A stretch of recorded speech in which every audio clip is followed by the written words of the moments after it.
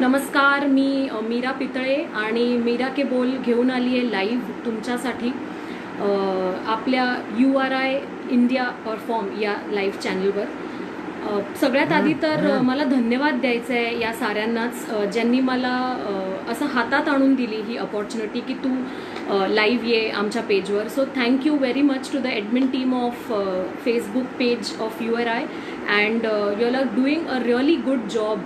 तुम्ही नवोदित कलाकारांना हा प्लॅटफॉर्म देऊ केला आहे जिथे ते नॅशनल इंटरनॅशनलवर कनेक्ट होऊ शकतात माझ्यासारख्या लोकांचा, आणि थँक्यू व्हेरी मच। आणि आता माझ्याबरोबर जे कोणी कनेक्ट होत आहे त्या सगळ्यांना मीरा पितळेचा नमस्कार, हाय, हॅलो एव्हरीबडी। सुरुवातीलाच मी हे सांगणार आहे की मी नुसतं मराठीत नाही तर मी हिंदी, इंग्लिश या तिन्ही भाषांचं मिक्सचरमध्ये बोलणार आहे, कारण आता सध्या जो ऑडियन्स आपल्याला कनेक्ट होणार आहे तो या तिन्ही भाषांमध्ये कम्फर्टेबल असणार आहे नक्कीच। सो माझं बोलताना जर तुम्हाला काही गोष्ट नाही कळली किंवा समजली नाही तर मला प्लीज चॅटबॉक्समध्ये नक्की कळवा की नाही कळत आहे किंवा ट्रान्सलेट इन हिंदी किंवा English. So I will try to do that while reading. आता मीरा के बोल काय आहे, मी थोडंसं माझं शॉर्ट इंट्रोडक्शन देते and then we will start. Meera Ke Bol हे माझ्या फेसबुक पेजचं आणि माझ्या यूट्यूब चॅनलचं नाव आहे, मीरा के बोल। सो मीरा म्हणजे मी अर्थातच, आणि मी काव्य करते, काव्य लिहिते आणि ते मी या प्लॅटफॉर्मवरती प्रेझेंट करते आणि म्हणून त्याचं नाव आहे मीरा के बोल। सो आज सुद्धा ही 30-40 मिनटं जी तुम्ही ठरवली आहेत माझ्याबरोबर घालवायची ती मी प्रयत्न करणार आहे की तुम्हाला बोर होणार नाही आहे, आणि I will try to entertain you as much as possible. आता मी हे पहिल्यांदाच करते आहे, एक 30-40 मिनिटांचा काव्य वाचनाचा live show plus live connect करणं इतरांशी, हे माझ्यासाठी सुद्धा पहिल्यांदा आहे। सो मला नाही माहिती की हे किती ॲक्सेप्ट करणार आहेत लोक आणि त्यांना हे किती आवडणार आहे। सो जर तुम्हाला आवडत असेल तर मला नक्कीच लिहून पाठवा, so it will definitely motivate me. So Meera Ke Bol ची सुरुवात कशी झाली तर ही अगदीच 9-10 महिन्यापूर्वीची गोष्ट आहे। मी फार काही प्रोफेशनल लिहित नाही, सो 9-10 महिन्यापूर्वी सडनली एक दिवस मला काहीतरी सुचलं आणि मी त्याला एक मॅजिकल प्रोसेस म्हणते, जेव्हाही मला काही सुचतं तेव्हा। सो ही मॅजिकल प्रोसेस झाली आणि जे काही मला सुचत गेलं ते मी एका कागदावर लिहून काढलं, आणि ते लिहिल्यानंतर जेव्हा मी ते वाचलं तेव्हा माझ्या अशा लक्षात आलं की हे काव्य आहे आणि हे काव्य कृष्ण आणि मीरावर होतं, त्यात राधा नव्हती। सो ह्याच गोष्टीला पुढे मग बेस घेता मी कृष्ण मीरा या 2 पात्रांवरती माझी एक कृष्ण मीरा सिरीज केली, अर्थातच लिहून, आणि ती माझ्या चॅनल्सवरती प्रेझेंट केली आणि त्याला खूप चांगला प्रतिसाद मिळाला। कारण कृष्ण मीरा हे जरी कॉम्बिनेशन असलं तरी राधा इतकं बिंबवलं गेलं आहे आपल्यावरती की मीराचं एक्झिस्टन्सच आपण विसरलोय। आता मी मीरा आहे म्हणून मी हे करते तर असं नाही आहे, मी नेहमीच राधेपेक्षा जास्त मीराला कनेक्ट झाले, आणि म्हणून हा आणि अनायसे ते मला सुचलं सुद्धा। सो म्हणून हा सगळा अट्टाहास केला मीरा आणि कृष्णवर लिहायला। राधा असतेच त्या काव्यांमध्ये, कारण राधाचा एक्झिस्टन्स आपण कधीच नाकारू शकत नाही, पण माझ्या पद्धतीने मला जशी मीरा समजली, माझ्या मते मीरा कृष्णाचा काय विचार करत असेल, तिला कृष्ण कसा असेल, तिला कृष्ण कसा भावतो, कसा वाटतो, हे सगळं मी माझ्या काव्यांमधनं लिहिण्याचा प्रयत्न करते। खूप आशा आहे की तुम्हाला हे आवडेल, कारण हे खरंच रेअर आहे। माझा तितकासा अभ्यास नाही आहे, पण मला जितकं माहिती आहे तितकं मीरावरती राधापेक्षा कमीच बोललं आणि लिहिलं गेलं आहे। सो माझा एक खारीचा वाटा मीराला सुद्धा तो एक्सेप्टन्स देण्यासाठी जो राधाला आहे। सो वळूयात आपण आपल्या पहिल्या काव्याकडे, जे मला मॅजिकली सुचलं आणि ज्याच्यातून हे सगळ्या प्रोसेसची सुरुवात झाली। त्या काव्याला मी नाव दिलं आहे कृष्णवेडी मीरा। एकदा तिने नदी काठी कृष्ण पूजिला, सावली पडली त्याची पाण्यात अन हुरूप नदीला आला। दुसरी गोष्ट मी, सॉरी टू इंटरप्ट, पण दुसरी गोष्ट मी हे सगळंच पाठ केलेलं नाही आहे, कारण ते इम्पॉसिबल आहे 30-40 मिनिटांचा एपिसोड पूर्ण पाठ करणं। सो हे माझ्या लॅपटॉपवर समोर सगळं आहे आणि माझ्या कविता मी वाचून दाखवणार आहे, आय विल प्रेझेंट इट। ते पाठ करणं अशक्य आहे। सो माझे आईज तुम्हाला राईट लेफ्ट जाताना दिसतील अँड आय होप की ते डिस्टर्ब नाही होणार त्याने, ओके। सो एकदा तिने नदी काठी कृष्ण पूजिला, सावली पडली त्याची पाण्यात अन हुरूप नदीला आला. रोज म्हणे ती हे श्रीरंगा भेट कधीतरी मला. लावून जा तू माझ्या जीवा रंग तुझा सावळा. एकटाच उभा तो त्या ठिकाणी तरीही असे सोहळा. अवतीभवती त्याच्या असे नेहमीच सुरांचा थवा. तिने मनापासून केले त्यावर प्रेम निरंतर. दिसूनही न दिसे त्याला ह्या दोघातले हे अंतर. अरे मुकुंदा बघ तरी मला, राधे इतका नसला तरी आहे माझ्यातही गोडवा. तुझेच नाव वसती माझ्या ओठांवरती, नयन तुझे मात्र सारखे राधेवरती. राधा राधा म्हणे तू सतत, म्हण कधीतरी मीरा. दिसू दे जगाला प्रेम माझेही, समजू दे त्यांनाही कृष्णवेडी मीरा. सो अशी होती ही कृष्णवेडी मीरा. आणि ह्यात निव्वळ तिचा वेडेपणा दाखवलेला आहे की राधा तुझी प्रिय आहे हे मला मान्य आहे, पण माझ्याकडेही बघ, मलाही वेळ दे. सो अशी ही मीरा असते. सो हे माझं कृष्ण मीरा सिरीजमधलं पहिलं काव्य होतं. Hi Nandkishore. Okay, Nandkishore is my dear friend आणि त्यांनी मला हे सुचवलं आहे ह्या प्लॅटफॉर्मवरती शो करणं. So thank you Nandkishor. आणि मनोज राम नमस्ते. My family is here, so hi everybody, and thank you very much for coming and seeing me live here. All right, so आता आपण दुसऱ्या माझ्या काव्याकडे वळूया. कृष्ण सिरीज मधली ही माझी दुसरी कविता, ज्याला मी आत्मसंगिनी मीरा असं नाव दिले. आता हे आत्मसंगिनी हा जो शब्द आहे हा माझ्यासाठी सुद्धा पहिल्यांदाच माझ्या वोकॅबमध्ये आला. आणि तो कसा आला, काय झालं, ह्या कवितेपाठी एक छोटीशी गंमत आहे. ती गंमत मी तुम्हाला ऐकवणार, पण आधी आपण आत्मसंगिनी मीरा ऐकूया. बालपणी कोणी साधू कृष्णमूर्ती देऊन गेला. निरखून पाही मीरा, सापडला कृष्ण मला. भेटला तो प्राण सखा, मीरा गेली हरवून. कृष्ण माझा श्वास असे, जाऊ नकोस सोडून. सौभाग्य हेच कृष्ण, कशासाठी स्वयंवर.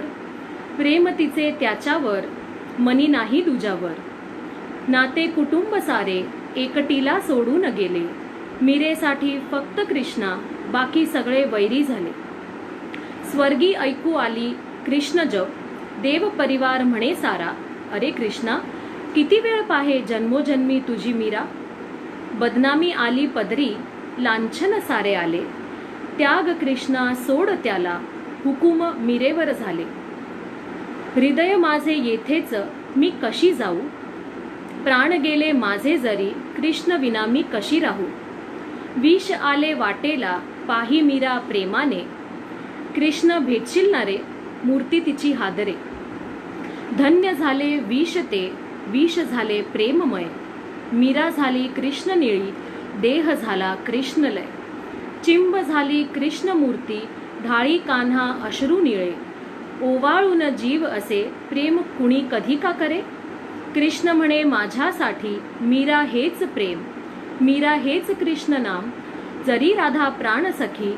मीरा असे आत्मसंगिनी.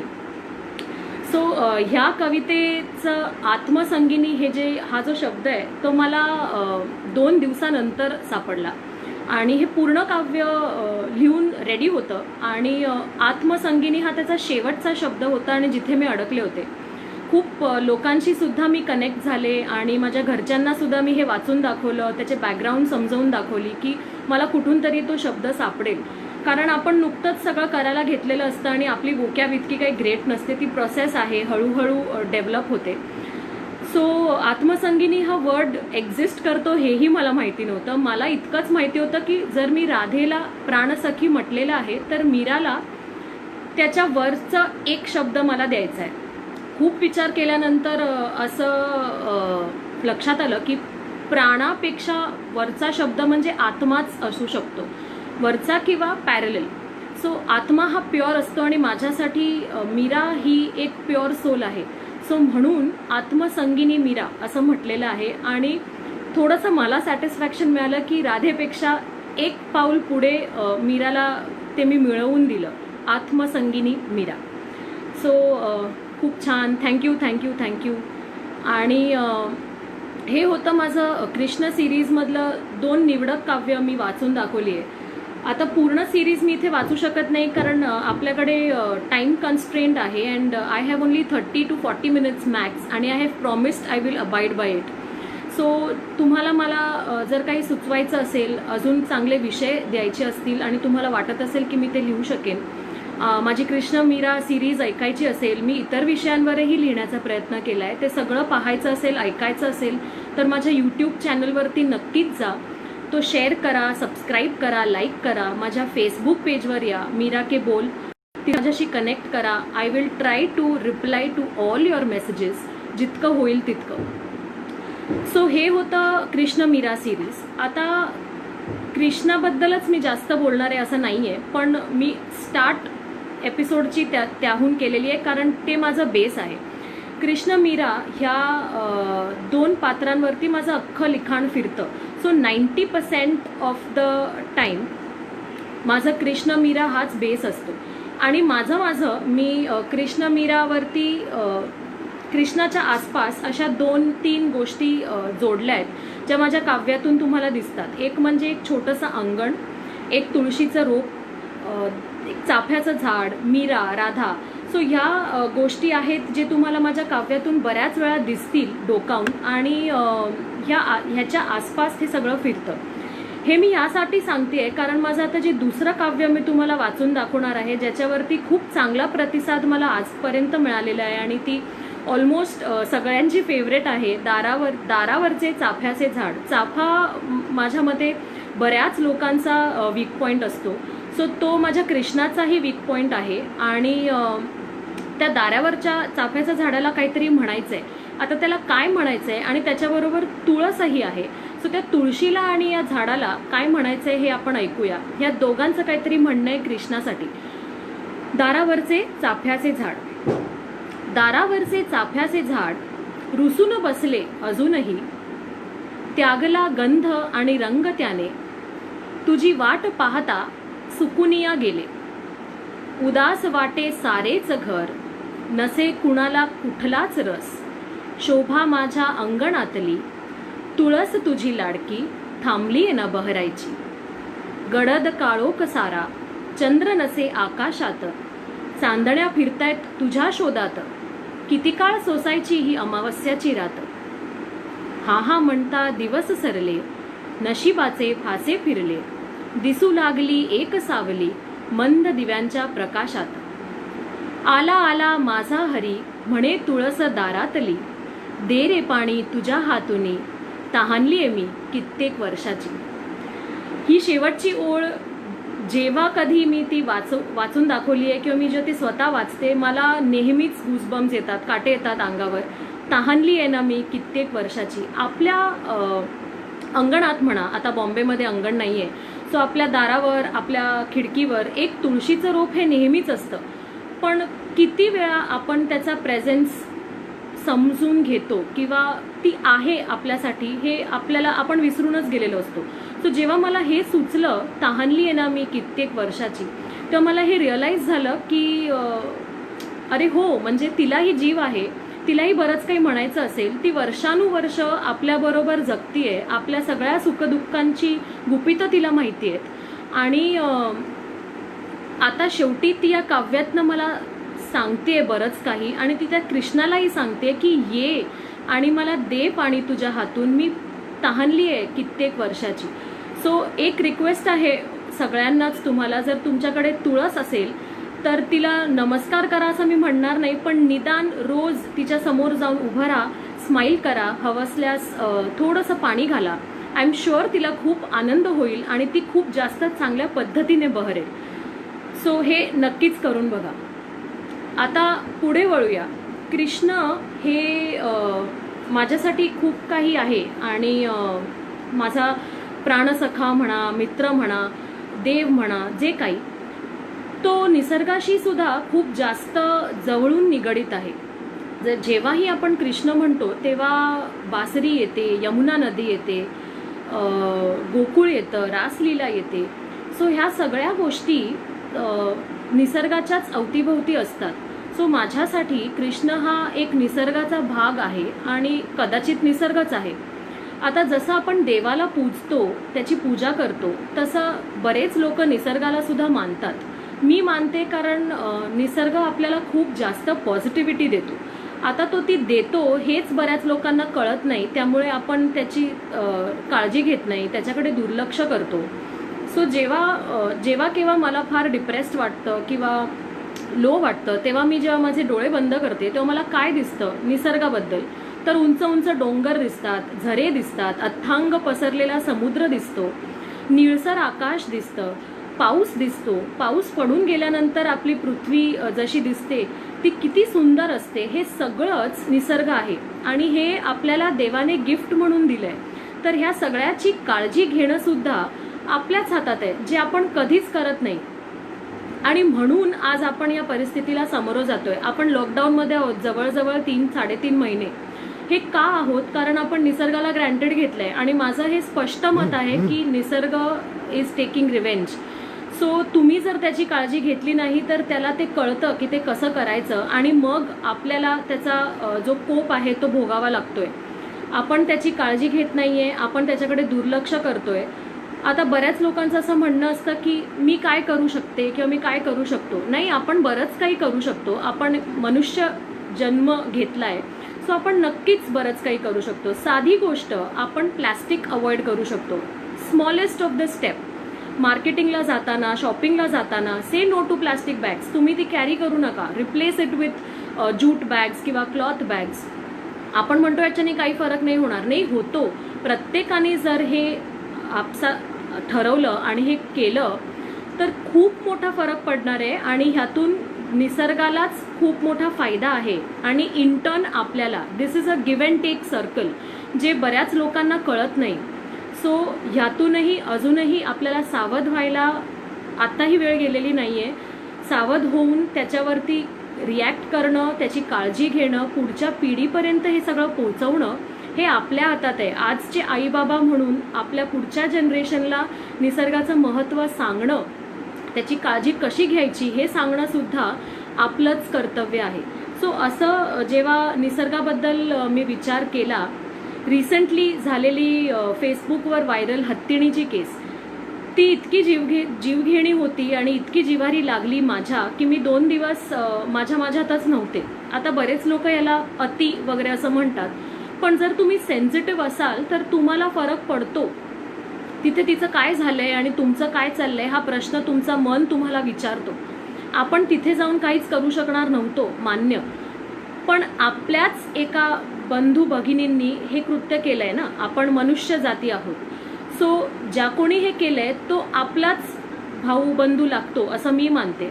सो ही माणसाची जी क्रुएल्टी आहे ती वेळोवेळी तुम्ही निसर्गाला दाखवून दिलेलं आहे की आपण किती क्रुएल आहोत. Being human, I don't think we are being human. If we were being human, ते त्या बिचाऱ्या हत्तीचं तसं झालं नसतं आणि ते व्हायला नको होतं. हे मी सगळं बोलतेय कारण हे सगळं निसर्गाशी रिलेटेड आहे आणि कुठेतरी आपली ही क्रुएल्टी थांबली पाहिजे आणि आपल्याला हे सगळ्या गोष्टीवर विचार करायला हवाय आणि ह्या प्रचंड प्रेशियस गिफ्टचं जोपासून करून त्याला पुढच्या पिढीकडे सोपवणं सुद्धा आपलंच काम आहे.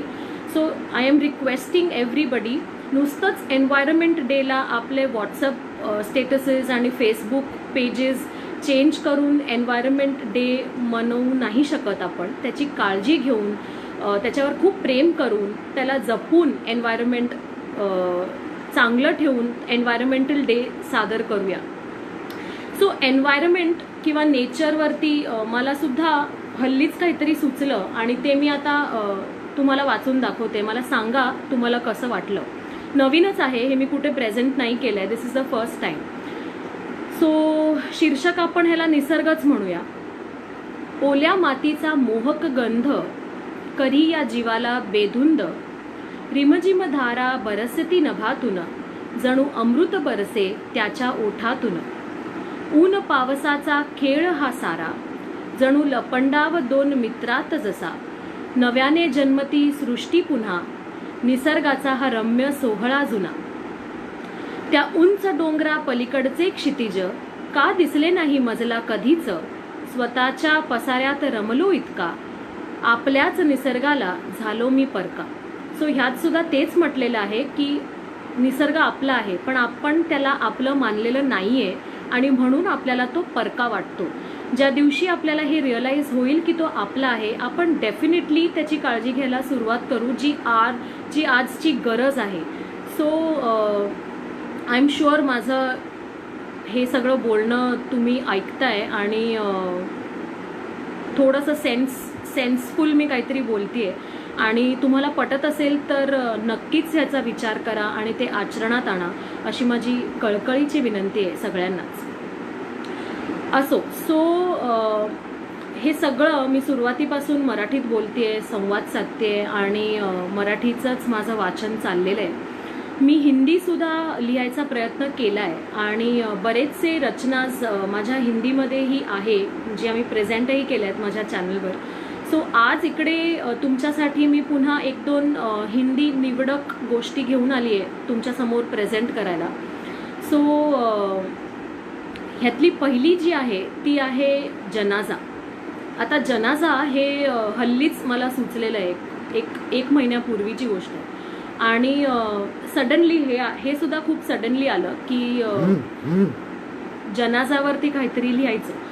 हे कुठेतरी एक कॉन्व्हर्सेशन ऐकत होते मी टी व्हीवर आणि हा विषय तेच चालला होता आणि असं मला स्ट्राईक झालं की हो, म्हणजे एखादा प्रियकर, एखादी प्रियसी जर तिला आपल्या प्रियकराला काहीतरी सांगायचं असेल तर ती कुठल्या पद्धतीने व्यक्त होईल.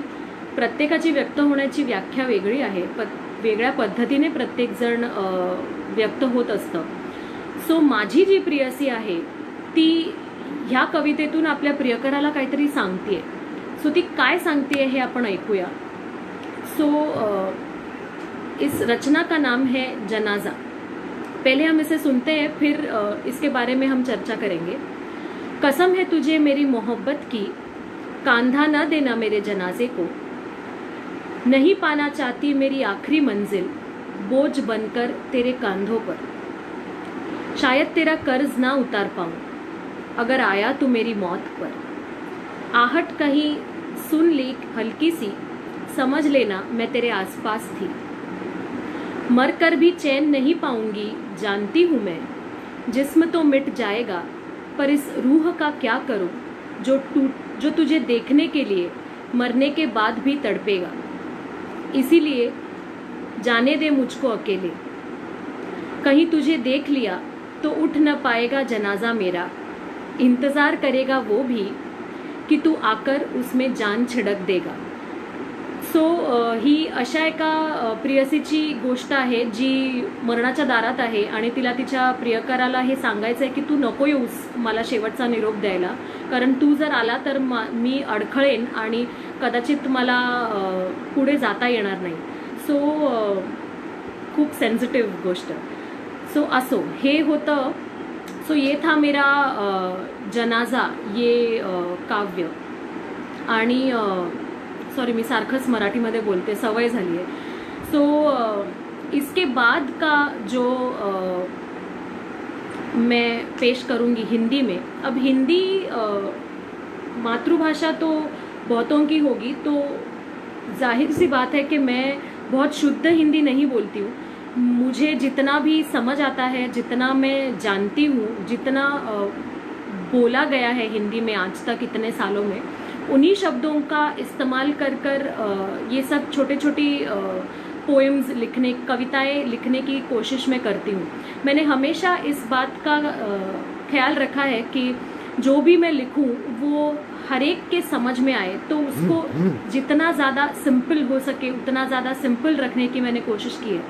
छोटे छोटे शब्द, आसानी भरे शब्द जो सबको समझ में आ सके, जो सब उच्चार सके, जो बोल सके. कभी कोई अगर कहीं मेरी कविता पढ़ना चाहता है या सुनाना चाहता है किसी और को, तो वो इंसान भी ये पढ़ सके. इसीलिए मैं कॉन्वर्सेशन वाली जो भाषा होती है अपनी, वही इस्तेमाल करके काव्य लिखने की कोशिश करती हूँ। मैं कोई बहुत बड़ी उर्दू भाषा या उर्दू वाले शब्द आज तक तो मैंने इस्तेमाल नहीं किए। पता नहीं, अगर शायद यूं ही चलता रहा और वक्त मिला, और इच्छा तो बहुत है, लेकिन लेट्स सी, उर्दू भाषा सीखनी पड़ेगी, वो ऐसे आसानी से हाथ नहीं आने वाली है। So moving on to the next one, जिंदगी पर कुछ लिखा है मैंने। अच्छा, हे दिस is hi Bheem, my few of my friends are here. Mandar is here. Hi Mandar, he is one of my cousins and good to see all here यार. आणि thank you very much, वेळात वेळ काढून तुम्ही मला बघायला आणि ऐकायला आलात. Thank you so much. सो एक छोटंसं गोष्ट सांगते. जेव्हा मला हे सांगण्यात आलं की जेव्हा हे ठरलं की हे करायचं आहे, तेव्हा मला सगळ्यात पहिला मोठा प्रश्न पडला होता की 30 मिनटं मला बोलायचं आहे. ठीक आहे, म्हणजे सवय आहे मला बोलत राहण्याची, पण 30 मिनटं कोण ऐकेल आपल्याला? एकतर हा पहिला प्रयत्न आहे. दुसरी गोष्ट म्हणजे बऱ्याचशा लोकांना कविता वाचून त्या कितपत समजतील आणि ते किती डाउनलोड करू शकतील ह्यावरच माझा प्रश्न होता. कारण जसं मी म्हटलं तसं हे सगळं आरामात करण्याच्या गोष्टी आहेत. असं फास्ट फास्ट फास्ट फास्ट होत नाहीत त्या, बॅक टू बॅक वाचून. सो माझं एक होतं की मी जितकं काही लिहिलं आहे आजवर त्यातलं निवडकच म्हणजे 3 किंवा 4च गोष्टी वाचेन, कारण मग खूप ओव्हरडोसही नको. आणि जितकं जास्त होऊ शकेल तितकं जास्त मी संवाद साधेन, म्हणजे मलाही बरंच काही फीडबॅक्स मिळतील की काय करायला हवं, काय करायला नको, कुठले विषय जर कोणी मला सुचवले तर त्यावरही विचार करता येईल. सो मी बरंच काही नाही वाचणार आहे किंवा नाही प्रेझेंट करणार आहे. 30 मिनटं हे फार कमी वेळ आहे हा सगळा मोठा पसारा वाचून दाखवायला. सो मी त्यातलं बरंच शोधून निवडक गोष्टी आणल्यात ज्या मला वाटल्या की लोकांना आवडतील, समजतील, पटतील. आणि आय डोंट नो, म्हणजे इथे मला कमेंट्स तर येत आहेत की गुड गोईंग वगैरे.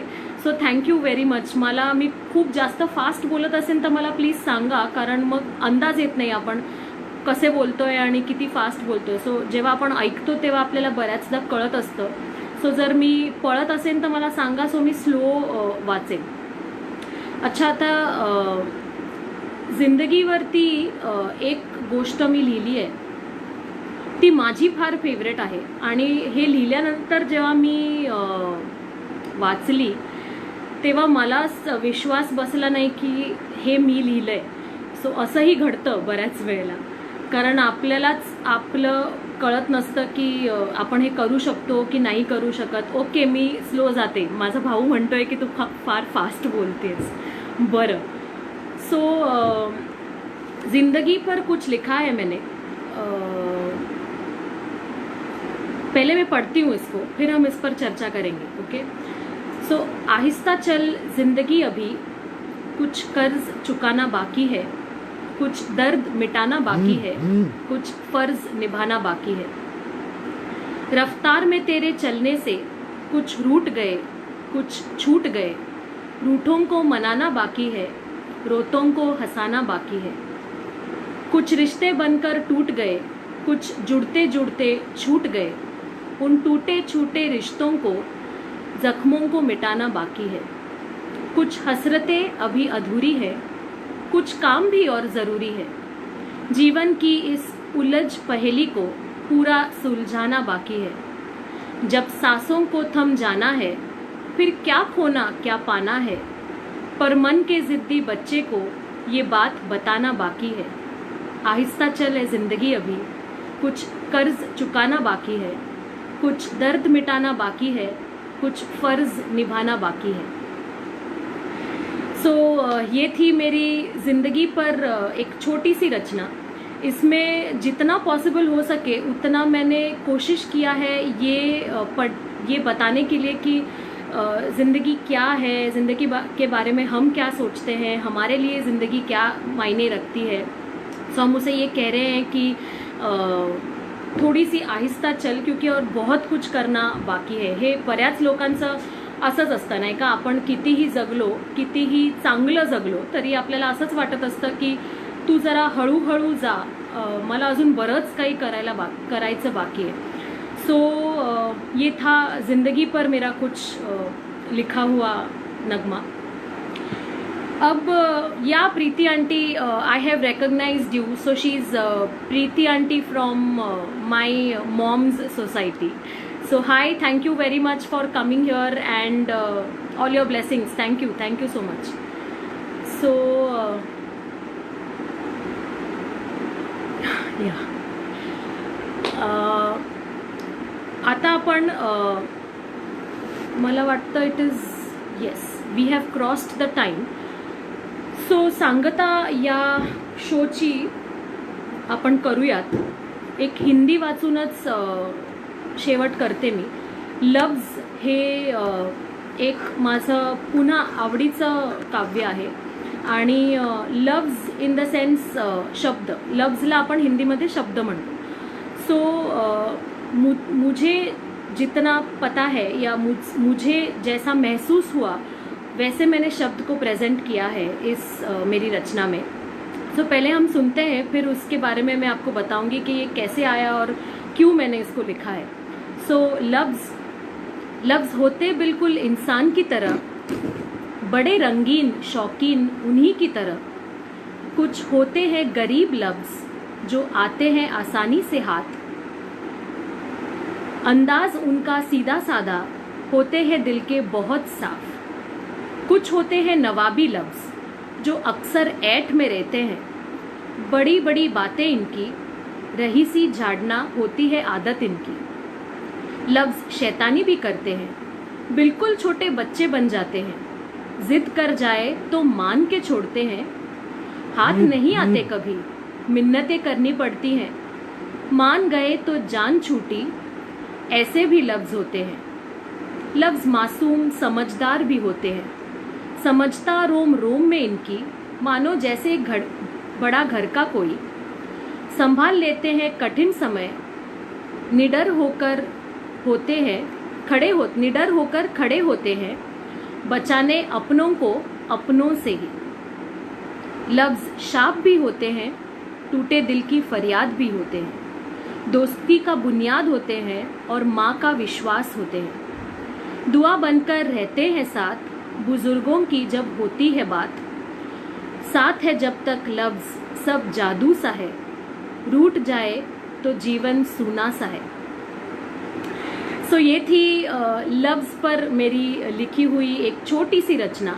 ये मेरे दिल के बहुत करीब है क्योंकि मैं अभी लिख रही हूँ, तो मुझे पता है कि लफ्ज़ का उपयोग कितना इम्पोर्टेंट है। हमारे रोज़मर्रा की ज़िंदगी में भी जब हम बात करते हैं एक दूसरे से, तो कभी कभार ऐसा कुछ बोल जाते हैं जो नहीं बोलना चाहिए होता है, एंड सामने वाले को फिर उससे बहुत दिक्कत हो जाती है, वो परेशान हो जाता है, उसे बहुत हर्ट हो जाता है। सो इसीलिए ये कहा गया है कि लफ्ज़ बिल्कुल है तो जादू है और उसका इस्तेमाल ठीक से करिए, और अगर वो रूठ जाए मतलब अगर कुछ सूझ ना आए अपने, तो जीवन बड़ा ही बेहाल हो जाता है। So if you can't communicate to people, you are at a standstill. Okay, so that is what it is. All right guys, I have crossed 30 minutes आणि मी प्रॉमिस केलंय की मी 30 minutes पेक्षा वरती बोलणार नाही, पण I am sorry. Okay, so I had lost connectivity in between, sorry for the glitch. So या, we have come to the end of Meera Ke Bol live series. Once again, I would like to thank Sadavarte sir for giving me this opportunity and this platform to present what I am writing. आणि मी पुन्हा एकदा तेच सांगेन की मीरा के बोल नावाचं माझं Facebook page आहे, माझं यूट्यूब चॅनल आहे। तुम्हाला काही सुचवायचं असेल, माझ्याशी कनेक्ट करायचं असेल, तर प्लीज प्लीज प्लीज मला फेसबुक, इंस्टाग्राम आणि यूट्यूबवरती कनेक्ट करा, मीरा के बोल। धन्यवाद।